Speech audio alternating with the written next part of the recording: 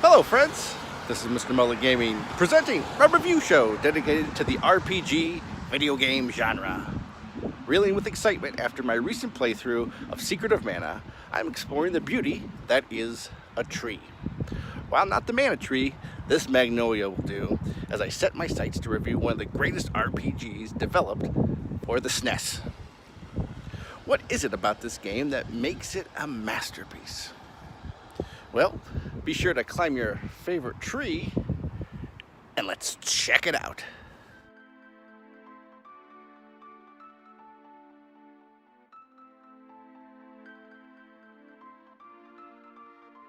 Presented as the second installment in the Mana series, Secret of Mana is known as Seiken Densetsu 2, or Holy Sword Legend 2, and it was released on August 6, 1993 by Squaresoft, now Square Enix, for the Super Nintendo and Super Famicom consoles.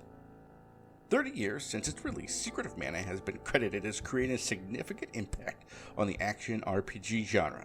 Remade and re-released on several platforms, Secret of Mana has been labeled as one of the greatest RPGs ever made.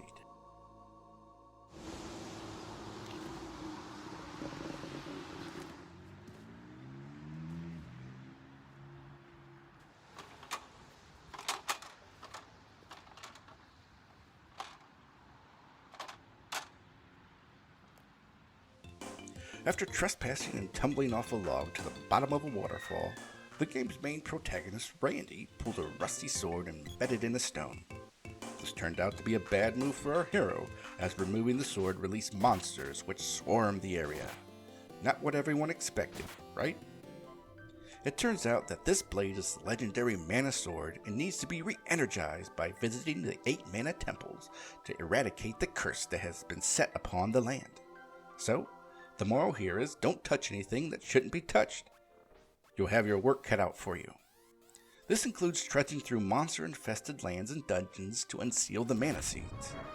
During the journey, Randy is joined by a nobleman's daughter named Prim and a sprite child called Papoya. Your party will find weapons and learn magic which will need to be upgraded. The party is tasked with reviving the mana fortress, but will need to avoid the Empire, which is being controlled by the game's main antagonist, Thanatos. Gameplay offers action-based battles where fighting occurs in real time, with no random encounters. An innovative game feature is the ring menu system. This provides players with the opportunity to easily cycle through and equip different items and use magic. Elements of the game, including the stamina bar, influence other action RPGs, including the Souls series. Secret of Mana is a phenomenal game, offering an interesting story, innovative mechanics, and countless hours of fun. I'd like to take a different approach for my review by detailing my second playthrough experience. Firstly, I love the aspect of grinding which the game encourages players to do.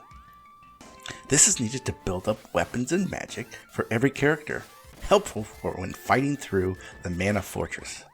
The game's sights and sounds draw you in and make each playthrough session better than the last. Next, I feel character development is an important aspect. This is experienced with all 3 characters. Randy develops from a small-town nobody troublemaker to a hero with immense power and responsibility. Prim, who's controlled by her nobleman father, is haphazardly trying to save her love from Thanatos. She breaks away from this control, and instead of relying on her selfish ways, she's able to identify her shortcomings and help others save the world.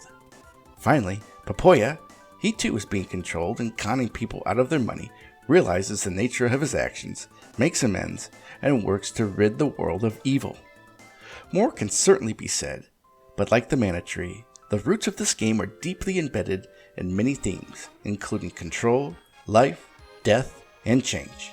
I feel that the developers made sure this reached players, and in doing so, created a compelling story which grows and matures after every playthrough. Much and more can be said about my playthrough of Secret of Mana. I feel like I've grown and matured in my development as a person, where I can seriously review a game without a catastrophe occurring. If you played this game before, please let me know about your experience in the comments below. Thanks for watching.